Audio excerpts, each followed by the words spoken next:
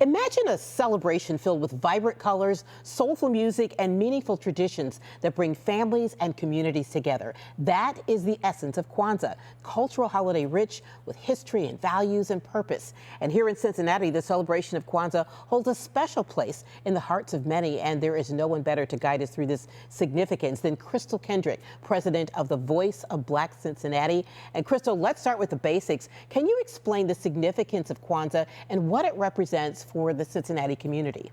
You know, Greater Cincinnati has been celebrating Kwanzaa for many more than 20 years. I can remember when people were doing it in their homes and celebrating in their neighborhoods, but now the celebrations have really become much more extravagant, much more meaningful, much more engaging. And so I'm really excited to be a member of the Greater Cincinnati community and have all of these options to celebrate Kwanzaa. In Cincinnati, we offer family-friendly celebrations. We have some adult celebrations. We have some faith-based celebrations. We have small businesses who sell and promote and honor the artwork and the tools that support Kwanzaa celebrations. They're having celebrations as well. So there's just many choices that people have and many days and times that the celebrations occur. And I'm just excited that our city has so many options for celebrating such a memorable and honorable moment as Kwanzaa. And let's talk about some of those options. What are some of the key Kwanzaa events happening in Cincinnati this year, and how can families and individuals get involved?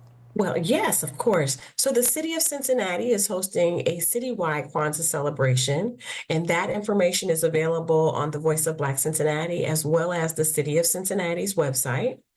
There's also a celebration at the Joseph Clark African Art Gallery. They sell many products, they honor Kwanzaa throughout the year, and so they're hosting a celebration.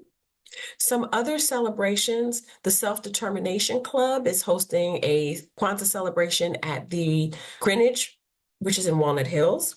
There's also one in Northside. There's a celebration at the New Thought Unity Center in East Walnut Hills.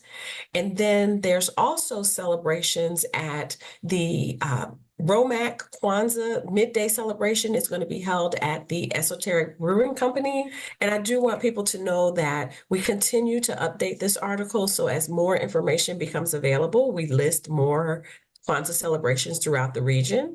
So feel free to look at this article and encourage your friends and family to attend collectively and really understand the meaning and the spirit of Kwanzaa, how it affects different communities, and how you can live with the principles of Kwanzaa throughout your year. Can you tell us a little bit more about the principles of Kwanzaa and how they come to life in these local celebrations? So there are 7 principles of Kwanzaa. Most of us know them, but they come to life in these celebrations through the messages that the leaders present, through the acknowledgement of our elders and our seniors, as well as through the celebrations that actually follow the ceremony. So it is just a tremendous opportunity to reflect and really prepare for a new year of thought and encouragement and prayer and really just self-awareness of our actions and our behaviors as we move forward.